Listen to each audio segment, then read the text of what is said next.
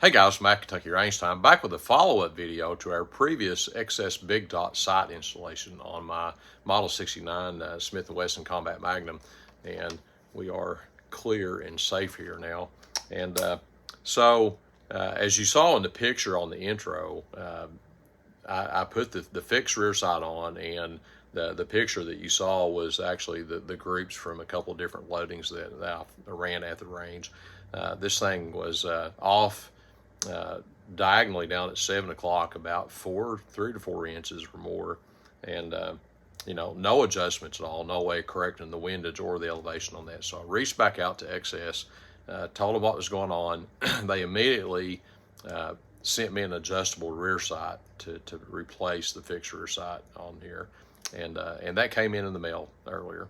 And I have already taken the new rear sight and strap off and replaced it with the factory strap and adjustable rear sight, and I actually had started doing some work on that, and then that's where things went south.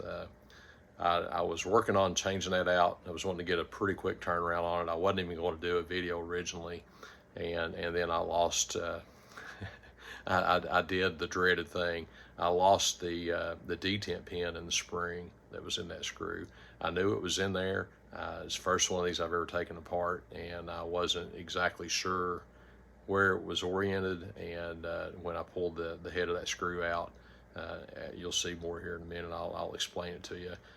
Those went shooting off somewhere over here into my workbench, and I heard them hit and bounce 2 or 3 times, spring and detent pin, and there was not a chance of finding those. There's too many nooks and crannies and crevices, gaps underneath the cabinets and stuff around here, even on the side of the bench here. And so I gave up. I pretty much immediately just went in the house and sit down and pulled up Brownells and searched through Brownells and found the parts that I needed on there, and a little spanner tool that I thought would be really nice. It's a dedicated tool made to work on these Smith & Wesson sights. And so I ordered those in, and they actually came in earlier today. And so I'm going to turn back around here. I'm going to, one, show you what you don't want to do when you're disassembling this. I'm going to explain what I've already done as far as getting the old side out, and then I'm going to show you how to install the new side on this. So, all right, so like I said earlier, I have already started changing this out and ran into a snag. So this was the strap and the fixed rear sight that XS originally sent with the front sight, and it's got the U-notch in the rear, but it's completely fixed, no adjustment at all. And I've already taken this off and replaced this with the factory side assembly here, and got it back in place. And so that's where we're at here. What came in the package from XS was another front sight, and this is the H3. We can focus in on that or not right there. So that's actually numbered. That's the height 3 on it, and it actually matches the one that came with the fixed rear sight. And so those are the same. There's no need to change the front sight on this one. So the only thing we're going to be working on is the rear sight. So I've actually already kind of put this back in place here just to show you guys what's going on. And it's not exactly adjusted right. But so long story short, there's a bolt that goes through here, a screw that goes all the way through. And then there's a nut here with a couple of spanner notches in it that gets inserted in, and then if you look real close here, the end of that screw is hollow. And once you get everything in place, you stake that to where this little nut here on this side can't work off, and then that allows you to turn the screw from this side, and the rear sight slide back and forth. That's how you get your windage elevation. So to remove the rear sight, there's 2 ways of doing this. You can take a small drill bit and you can lightly drill into here until the staking is removed from this. And then Brownells actually makes a special spanner tool that fits this nut. You can use this to hold that nut and then turn the screw over here until it loosens up, and you can slide that out. And once you take this nut off, the entire sight and screw will slide out the right-hand side. So here's the warning. When you slide that out, there is a detent pin and a spring that is actually recessed in the screw head. And if you're not really careful, that's going to go flying off like it did for me. And so that's what you want to watch. One recommendation I actually saw, it might have even been on the Brownells website, was to insert this whole gun down in a gallon Ziploc bag when you're pulling this out. That way when that goes flying off, which it probably will, the parts can't go very far.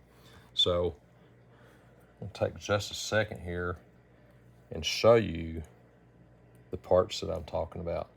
So can you see those? That's what I thought. So we'll zoom in here on them. So that's the parts that go flying out. And here is the head of the screw, and that is that's the side adjustment screw in the side of the revolver here. And so as you adjust this, you can see these detent notches in here. That's actually how you get your clicks when you're adjusting the sights on this. So you've got to be really careful not to lose these. If you do, it'll cost you a minimum of $20 to $25 to get these reordered and have them shipped back in from Brownells. I actually had an entire rear sight kit with 2 sets of these that I ordered for just a couple of dollars more than a single spring and a single detent pin would have cost. So that's the first option. The second option is you take this screw here and you take the screwdriver and you run it back without drilling the pin out until it breaks. So then once you've broken the head off of that, you can actually turn this over here a little bit until you can push the entire bolt and sight to this side, and then you can actually turn the nut over here on this side, and the entire bolt will turn from this side, and you can thread it out and then slide the side out this side. At that point, you're ready to go back in. All right, so we've got all the old side assembly out of here, and you can see that you can't slide it to the left because this is solid on this side. So once you get the bolt out this side, you actually have to take the adjustable blade and slide it out to the right-hand side. And speaking of the blade, here's the one that we just took out. And this was the original factory blade that was in this. Here is the blade. I told you I bought a whole new sight, adjustable rear sight from Brownells. This is the V-notch blade that came from Brownells. It's actually quite a bit taller than the factory sight. And here is the adjustable sight from XS, and it also is serrated. So this is going to actually make a pretty nice sight. It does have the U-notch that matches up with the front tritium sight as well. All right, guys, so we're going to start by taking the screw and threading it into the adjustable rear sight just up to where the right-hand edge of the leaf is even with the hole in the bolt. And then we're going to set the spring and the detent pin in there. Now we're going to slide all of this right up into the rear side body. Now we're going to compress this pin and spring. You got to be really careful here, because if this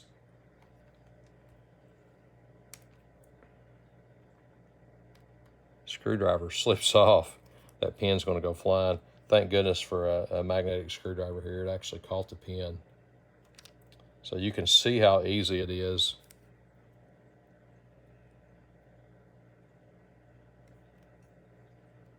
to lose these things. And also I opted to buy the kit that had 2 of these in it. So what we're going to do is we're going to depress this spring.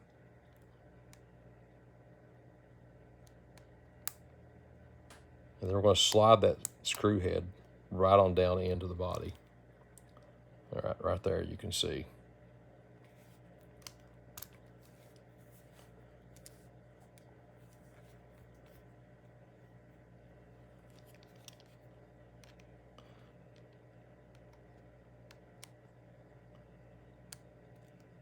All right, you can see the detent pin compressing right there. So there's multiple, you can hear those audible clicks as this goes around.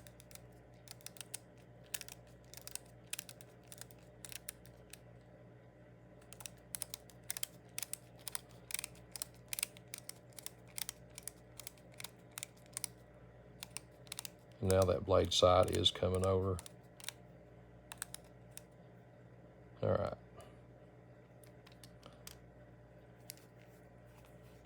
So next up is the special nut. All right, so the nut goes back here on this side. These the slots in this actually turn out. If you look, one side has a slot and the other side is smooth. So we'll start that in there.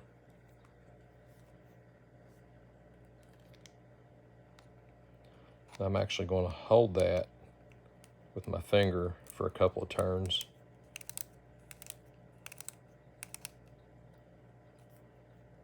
Okay, now we've got it started.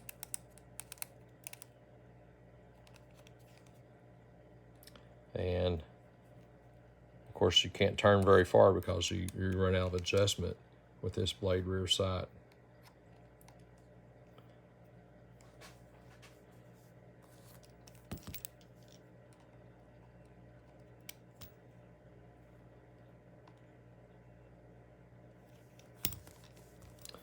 But I can run this backwards now. And with the nut turning, the sight is coming back over. And that'll give me some more room to work on this. So this little screwdriver from Brownells, it's a spanner is what it is. It doesn't take much at all to snap these off.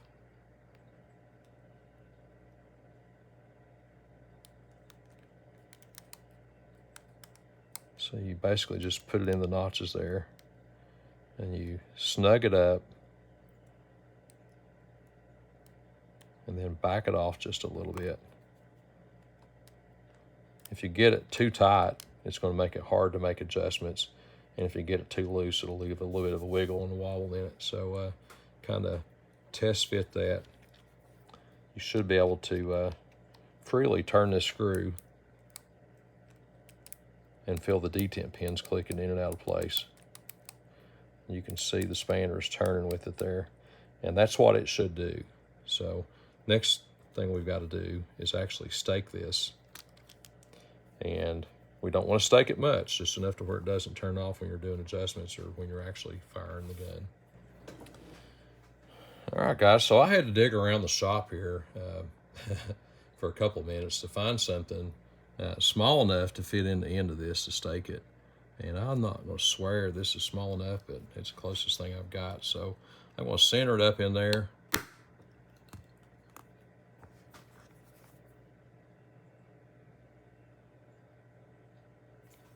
And we'll go one more time.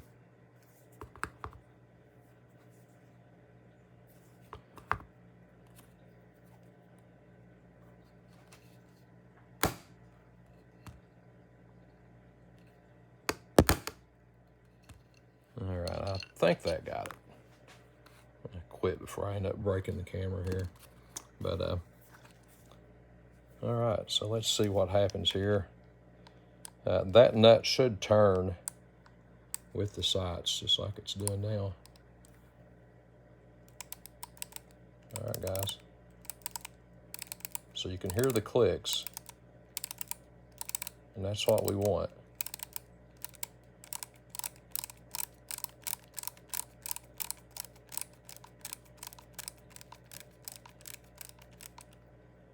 And that's as far as it goes that way. So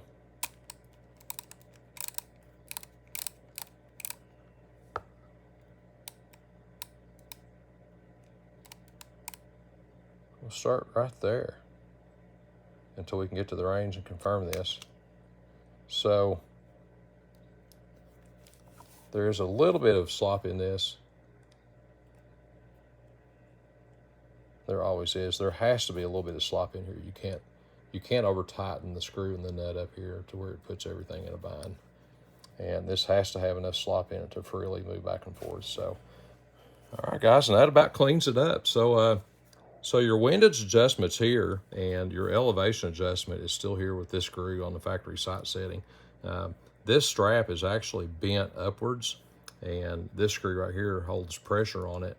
And there's a pad in a groove down here underneath this sight that this screw threads into that guarantees that when you move that screw up or down, this bar actually will move up and down with it. It'll force it up or it'll force it down to get your elevation changes. So, you know, we'll get this thing out to the range, we'll shoot it again, and we'll get things lined up on it, and then we'll actually see how this thing groups. Once we get the sights adjusted on this thing, I'll be putting it through its paces. I do have a strong side Phobos holster for this, and I will probably try drawing this from a holster and coming up on target and seeing what we can do with it and how quick and easy it is to pick up this sight. So, all right, guys, that is the replacement adjustable rear blade sight that XS sent installed, and we'll be headed out to the range.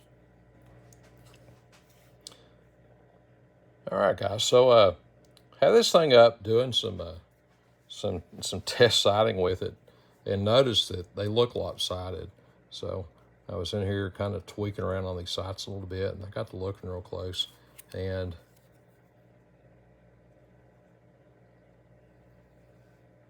if you can see that right there, this rear sight from XS is actually taller on the right side than it is on the left side. I put the calipers on it.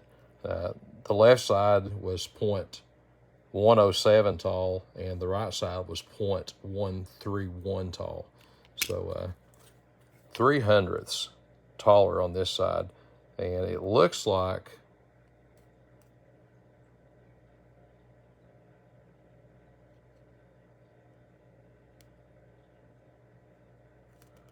probably a notch and a half in this serration.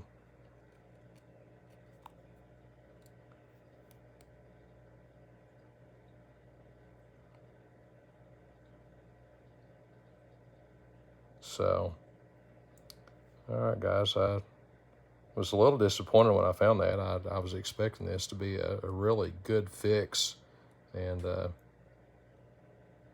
you know, at least one full notch taller on the right side than it is on the left side. If anybody's a little more industrious than me, you can actually count the serration marks on there. All right, so let's get this thing on out to the range and let's see how it does out there. I probably will file these down at some point and make them level. Pretty sure this back part is aluminum.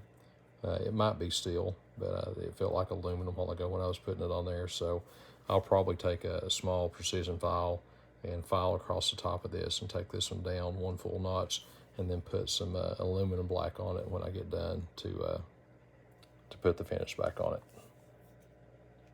All right, guys, so I did have this gun out to the range over the weekend and shot it, and I do have a separate video coming out. I thought I would do it at the end of this video, but instead I'm going to actually file these sights down and correct them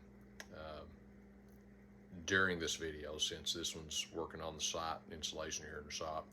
And then I'll have another short video clip of me out at the range actually shooting this thing, and let you know how this thing did perform out on the range. So that'll be coming up. But right now, let's turn around here and get these sights taken care of. They're really aggravating me. All right, guys, so you can see here that, you know, these sights are definitely having some issues. If you look at the serrations, there's about half of a serration on the left side and about a full serration and a half on the right side that these are out of balance. It looks like the sight was put in a punch to cut out this U shape, and it wasn't completely inserted on one side when it was cut or formed, however they ended up the process. But either way, the sight needs some work, so I'm going to go ahead and make those cuts with a file here right now.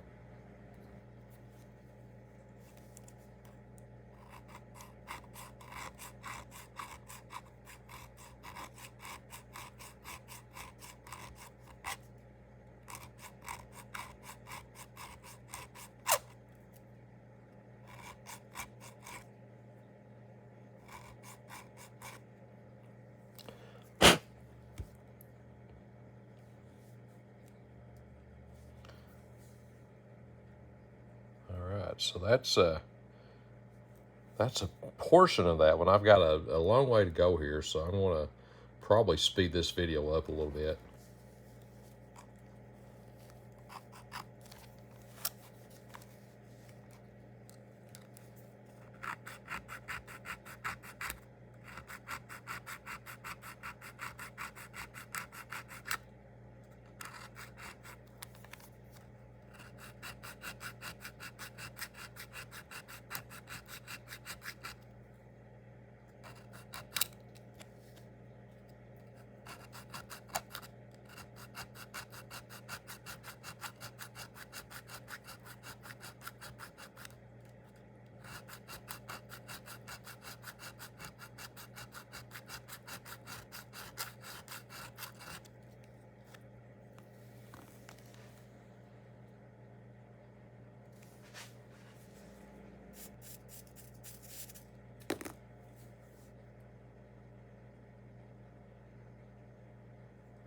So that's pretty close. Other than the very left-hand top side of that, where that sight was already kind of cut crooked and faded away, this definitely gets it a whole lot closer. I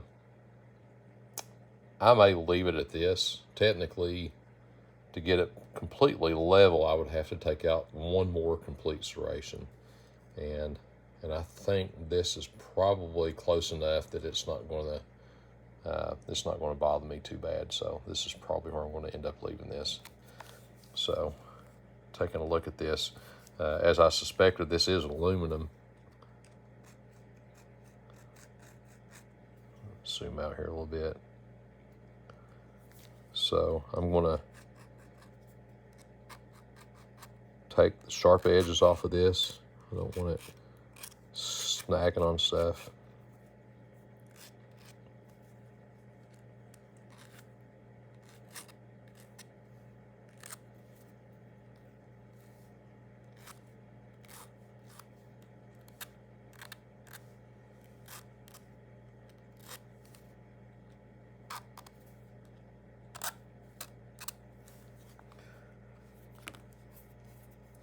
And I'm actually going to send pictures of this before and after back to XS and let them know what their issue was. And, you know, I'm not looking for them to do anything for my site here particularly, but I do want them to know that they do have a QC issue that they need to start checking for. So I will do them the courtesy of letting them know that. And then to complete this little alteration, we have some aluminum black from Birchwood Casey. And this is available Midway USA. Most of your retail stores that carry gun supplies, cleaning supplies, stuff like that. And you know, it's just a pretty good product, pretty simple to install here. I keep a jar of this aluminum black and a jar of the cold bluing paste over here on the bench all the time. And it's pretty straightforward. Q-tip, dip it on here and just coat it up really good. This metal is good and clean. The aluminum is, where I just finished filing it. If you get a lot of oil and stuff on it, this doesn't work as well. So coming right into that bare metal makes it work a whole lot better.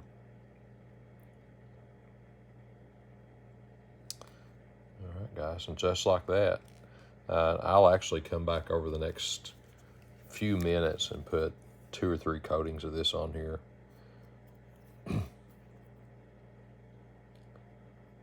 Big drops like that, and just give it time to work.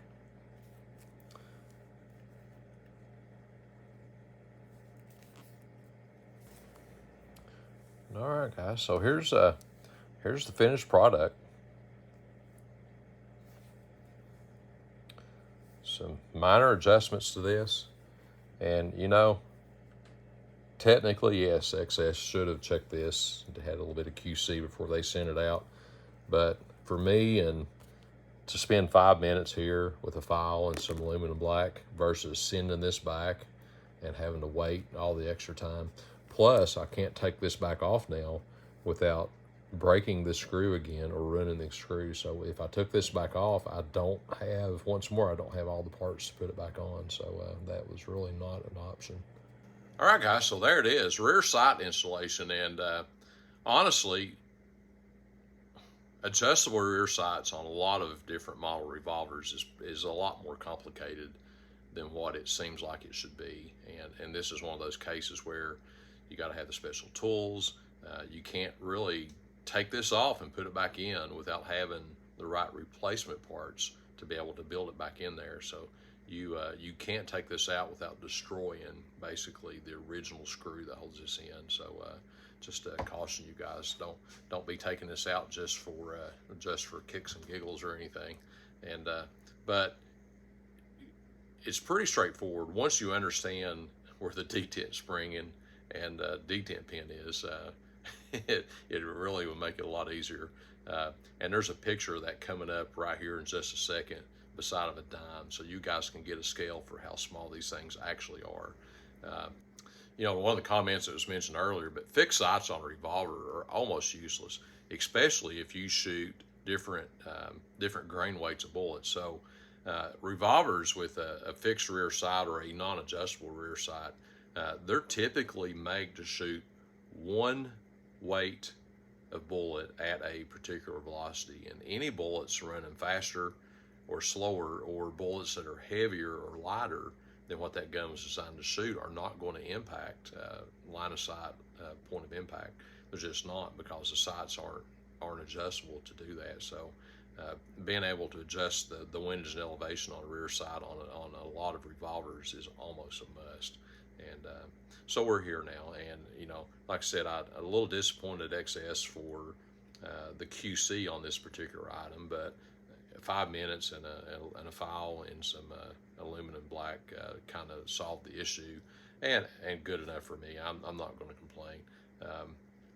There are times and instances where I would, but this is not one of them. So, all right, guys, if you got any questions, post those up in the comments. I'll be glad to hear those. And if there's something here missing, a detail or something that you'd want to see, I'll do my best to describe that in the comments and help you out on that. It can be a little bit tricky, and I will say, I'm going to mirror the advice I think that was in Brownell's video. Once you break that screw, slide the entire gun down in a gallon Ziploc bag before you pull that screw head out of there, because I'm going to say there's an 80% chance that you're going to lose that spring and detent pin if you don't. And that'll be the best advice I can give you guys for this whole video. So, all right, guys, Mav, Kentucky Range Time. As always, thanks for watching, and we'll catch you guys on the next one.